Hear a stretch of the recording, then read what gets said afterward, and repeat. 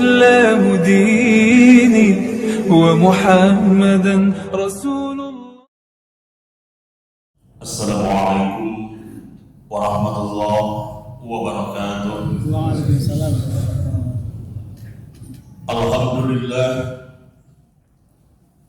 الحمد لله الذي صدق وعده ونصر عبده وأعز جنده وهزم الأحزاب وحده. أشهد أن لا إله إلا الله وحده لا شريك له وأشهد أن محمدا عبده ورسوله لا نبي بعده. أما بعد أوصيكم ونفسي بتقوى الله فقد فاز المتقون. واتقوا الله لعلكم تفلحون. وقال الله تعالى في كتابه الكريم: أعوذ بالله السميع العليم من الشيطان الرجيم. إنا أعطيناك الكوثر فصل لربك وانحر إن شانئك هو الأبتر. Shadaqallahul adzim. Sidang jamaah Jumat yang mulia, sejenak mari kita tundukkan kepala kita, hadirkan hati kita, buang segala sesuatu urusan dunia, kita fokus untuk kepada perintah Allah, melaksanakan sholat Jumat. Segala puji kita panjatkan kepada Allah yang Maha Agung, Allah yang mengatur, Allah yang memperjalankan waktu berganti dari menit menjadi bulan, bulan menjadi tahun, tahun menjadi terus berputar. Akhirnya kita akan ketemu kembali di bulan Dzulhijjah ini. Oleh sebab itu kita bersyukur kepada Allah.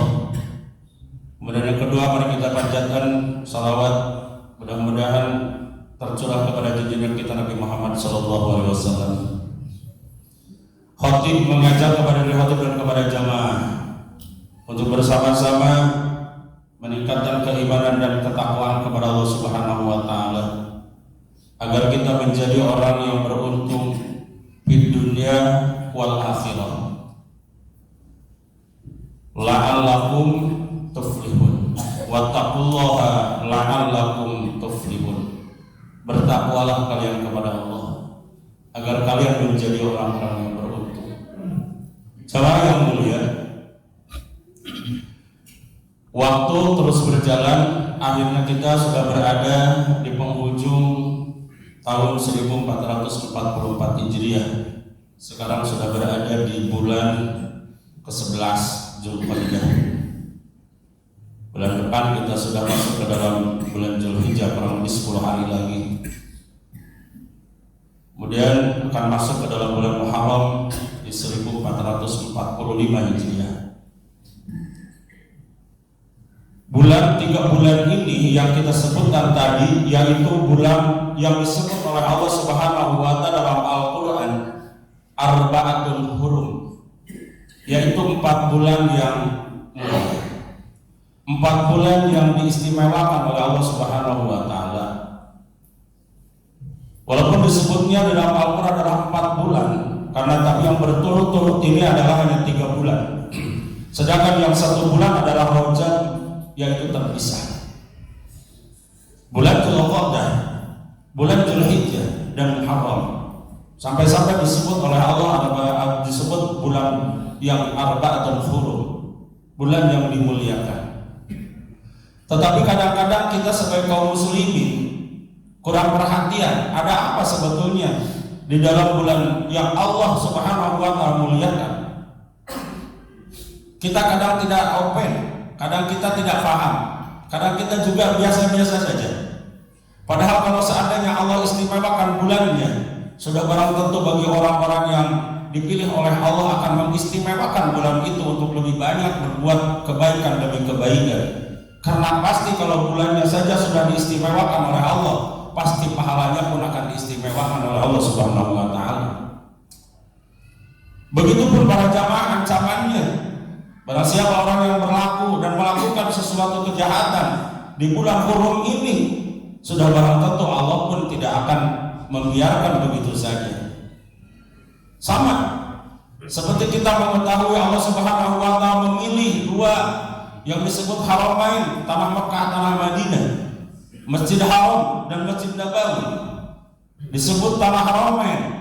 Apabila melakukan kebaikan, Allah lipat gandakan kebaikannya. Tapi jangan lupa para hadirin, di situ pun kalau kita melakukan sesuatu kesalahan, maka di situ pun Allah akan melipat gandakan daripada dosanya.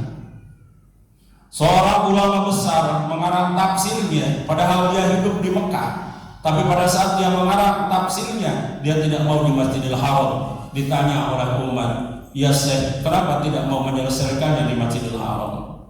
Syekh tersebut berkata, kalau seandainya betul, itu sudah pasti Allah melipat gandakan pahalanya dan kebenarannya. Tapi kalau seandainya ini yang kami karang itu ada kesalahan, maka di dalamnya pun Allah Subhanahu wa taala akan melipat gandakan. Inilah yang disebut dengan Al-Haram, dimuliakan oleh Allah. Begitupun manusia, kalau seandainya Allah memilih seseorang yang dimuliakan oleh Allah, contohnya orang-orang habaib turunan Rasulullah SAW, kalau dia berbuat kebaikan, Allah melipat gandakan kebaikannya. Karena itu pilihan Allah, kita tidak bisa nawar. Tapi bagi mereka yang mengaku dia Rasulullah, kemudian mengaku bahwa dia mengaku sebagai dia Rasulullah, kemudian melakukan kesalahan, itu pun jangan salah, mereka pun sama seperti itu, kesalahannya akan dilipat gandakan. Oleh sebab itu para jamaah yang mulia, kita yang kebetulan oleh Allah dipilih untuk seorang muslim, dan Allah sudah mengkabarkan kepada kita bahwa dalam setiap tahun itu Allah memilih 4 bulan yang Allah muliakan, yang salah satunya adalah bulan Rajab, dan sekarang kita berada di bulan ini, yaitu bulan Dzulqa'dah. Kemudian kita akan masuk pada bulan Dzulhijjah, dan kita akan menghadapi bulan Muharram, bulan 1.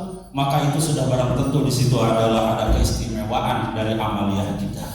Maka bersosok-sosoklah, bersungguh-sungguhlah kita untuk berbuat kebaikan. Fastabiqul khairat, ayo kita berlomba dan berlomba. Mungkin orang lain sudah tidak sempat lagi untuk melakukan kebaikan karena mereka sudah dipanggil oleh Allah Subhanahu wa taala. Yang dulu belum sempat untuk memuliakan bulan ini, yang belum mengisinya dengan sebaik-baiknya, semaksimal-maksimalnya, tetapi Allah Subhanahu wa taala sudah menghendaki dia sudah habis usianya untuk di dunia, tetapi untuk menerima balasan. Sedangkan kita masih diberikan kesempatan oleh Allah untuk meningkatkan berbagai macam kebaikan, amal-amal soleh di bulan yang Allah muliakan ini. Mudah-mudahan Allah Subhanahu wa taala memberikan kesehatan kepada kita, dan kita mampu dan sanggup untuk mengisinya 3 bulan yang Allah sebut di dalam Al-Quran sebagai Al-Fatul Hurum ini, sehingga kita akan mendapatkan berlipat-lipat kebaikan insyaallah. Jamaah yang mulia, salah satu yang akan kita hadapi adalah, yaitu Allah Subhanahu wa taala sudah mengkabarkan kepada kita di dalam surat yang sangat-sangat pendek, dan insyaallah jamaah pun ya, baik itu orang tua, remaja, dewasa, anak-anak, semuanya pasti hafal. A'udzu billahi minasyaitonir rajim. Inna a'tainakal kautsar fasholli li rabbika wanhar. Inna syani'aka huwal abtar. Kita ambil saja awalnya 2 ayat pertama. Yang pertama, inna a'tainakal kautsar. Sungguh Allah telah memberikan nikmat yang banyak kepadamu. Allah sudah memberikan nikmat yang banyak kepada kita, khususnya hitopnya, walaupun kalimat itu kaknya kepada Nabi Muhammad, tapi sekarang adalah kita yang mendengar ayat itu, yang membaca ayat itu, yang menghafal ayat itu, yang mengamalkan ayat itu. Sudah barang tentu adalah kita pun masuk kepada kak yang dimaksud Allah, innaka, inna a'tainaka, sesungguhnya Allah telah memberikan nikmat yang banyak kepadamu. Maka sebagai bentuk syukurnya kepada nikmat yang Allah berikan yang banyak itu, fasholli li rabbika wanhar. Dalam bulan yang mulia, bulan yang agung, perintah Allah pun bersifatnya langsung dari Allah berupa Al-Quran yang mulia, disampaikan oleh Allah kepada melalui nabinya yang mulia. kemudian kita dipilih sebagai orang mukmin yang mulia, maka sudah barang tentu perilaku yang seperti itu adalah merupakan kewajiban kepada kita. Fasholli, maka salatlah kalian. Li rabbika, untuk Tuhan. Lil milki, li rabbika, untuk Tuhan. Bukan milik kita salat itu, milik Allah yang kita lakukan itu. Maka kalau seandainya melakukannya untuk Allah, maka pasti Allah akan menyayangi kita dan meridhoi kita. Ini yang kita inginkan adalah ridhonya Allah. Fasholli, kita Jumat ini memang kita hanya melakukan, tapi yang punya sholat ini bukan kita. Yang punya sholat ini adalah Allah. Oleh sebab itu kita lakukan sesuai dengan kehendak Allah, bukan kehendak kita. Karena Allah yang menyuruh dan Allah yang punya sholat itu, maka kita yang melakukannya harus sesuai dengan kehendak yang mempunyai sholat itu, yaitu Allah Subhanahu wa Ta'ala. Waktu Jumatlah kita, nggak usah ada itu, ini dan sebagainya. Lakukanlah, karena ini punya Allah, diperintahkan oleh Allah, dan Allah Subhanahu wa Ta'ala yang membuat kita. Kita hanya berhak untuk melakukannya. Maka lakukan dengan sesuai dengan kehendak yang punyanya, yaitu Allah Subhanahu. Kemudian yang kedua, kalau sudah sholat kita sudah lakukan, maka wanhar, kata Allah. Kalau tadi sholat dilakukannya untuk bisa setiap hari, ya, terutama yang wajib kita lakukan setiap hari 5 kali yang pokoknya, sedangkan yang sunnahnya adalah banyak.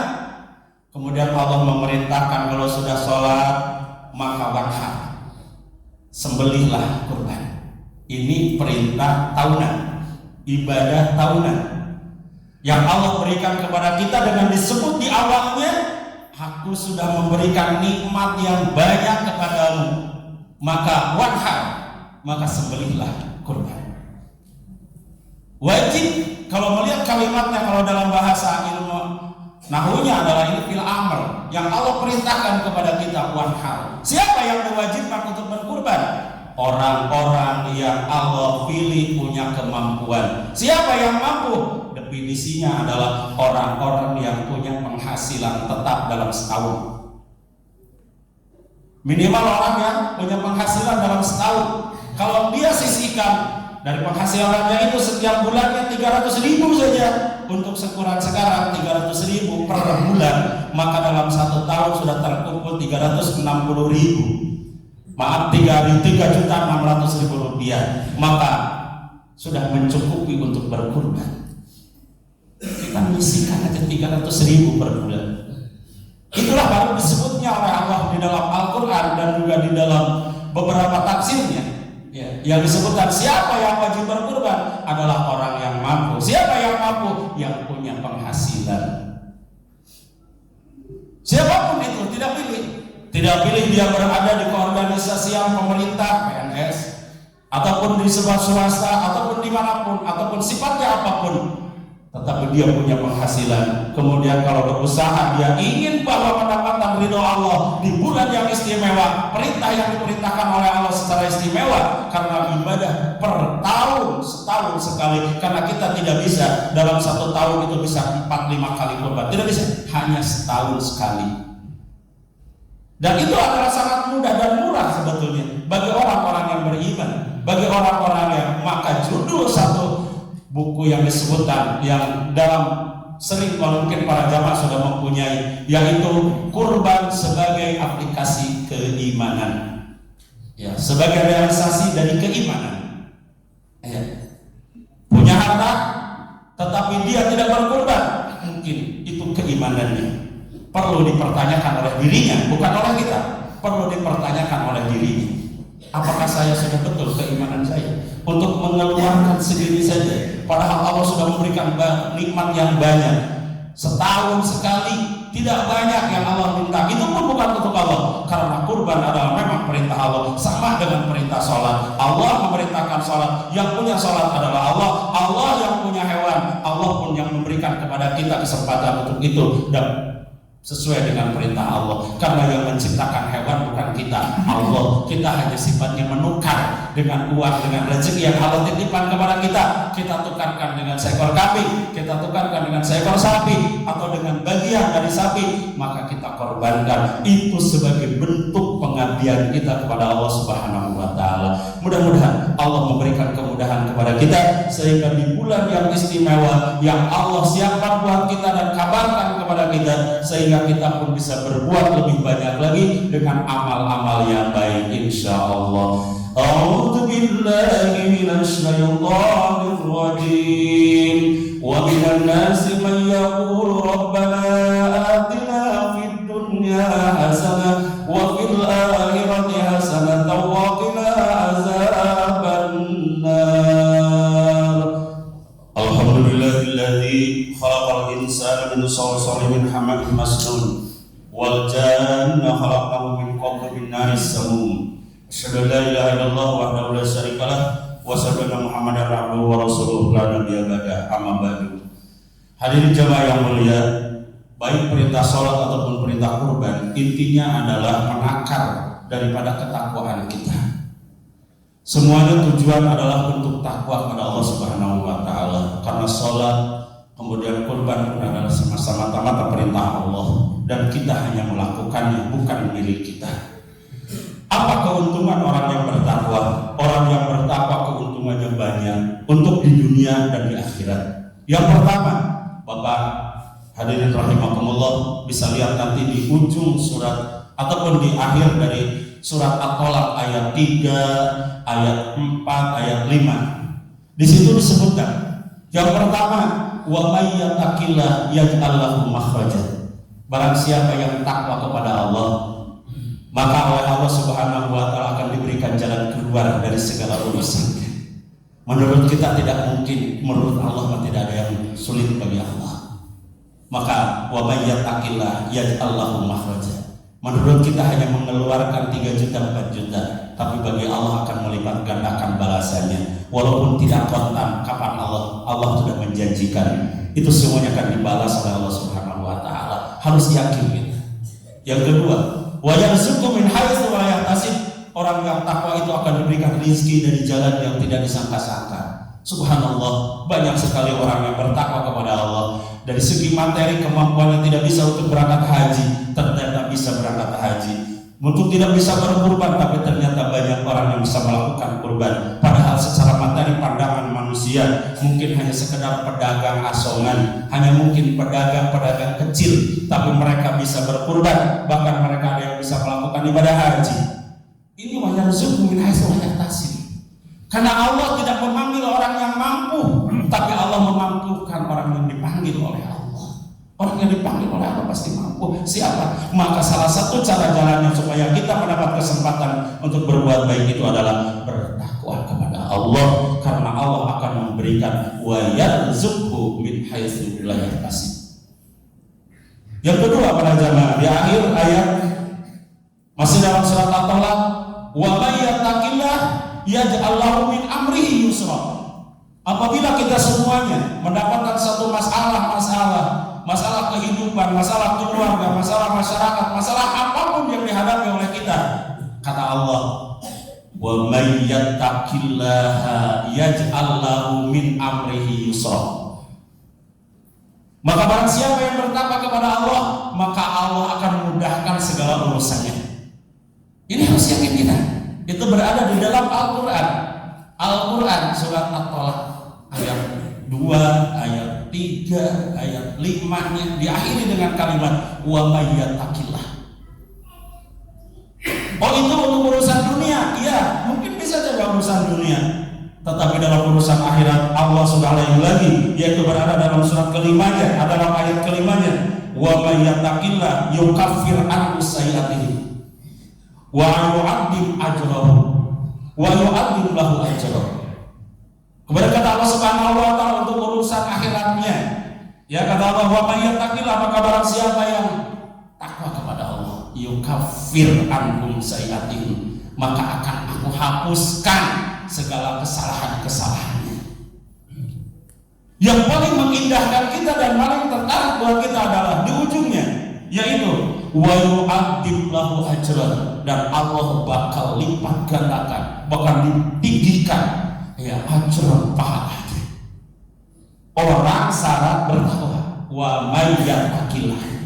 Kesempatan bagi kita para jamaah di bulan-bulan yang mulia ini, bulan yang haram ini, bulan haram ini yang Allah muliakan, kesempatan untuk kita mulai, kalau memang belum, meningkatkan kalau memang sudah, mempertahankan kalau memang kita sudah bisa, untuk bertakwa kepada Allah Subhanahu wa taala. Karena keuntungan orang yang bertakwa, kalau kita kaji dalam Al-Qur'an, itu baru satu surat saja. Baru satu surat At-Tolak, ujungnya sudah luar biasa. Kata Allah, wa may yattaqillah, barang siapa yang bertakwa kepada Allah. Maka para khatib, para penceramah mengingatkan kepada jamaahnya untuk ittaqullah, bertakwa kepada Allah. Bertakwa kepada Allah.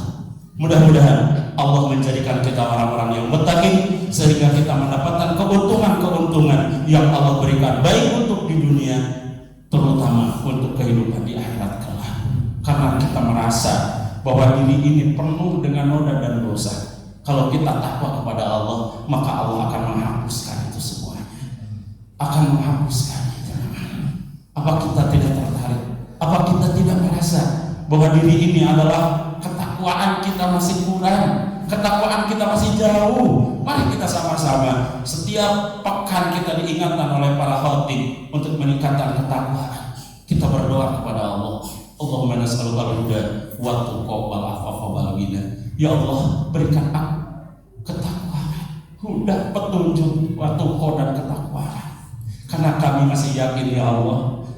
Kami masih yakin ya Allah, walaupun kami sudah mengatakan bahwa kami orang yang bertakwa, tapi kami masih bergumuran dengan noda dan dosa ya Allah.